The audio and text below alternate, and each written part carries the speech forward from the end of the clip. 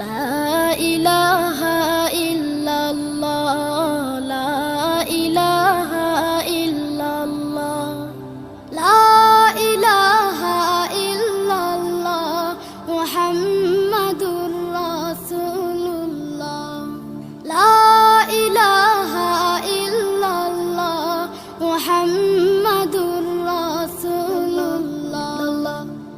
কোনো খালিক নেই তুমি ছাড়া, কোনো মালিক নেই তুমি ছাড়া, কোনো মাবুদ নেই তুমি ছাড়া, কোনো মাশুক নেই তুমি ছাড়া।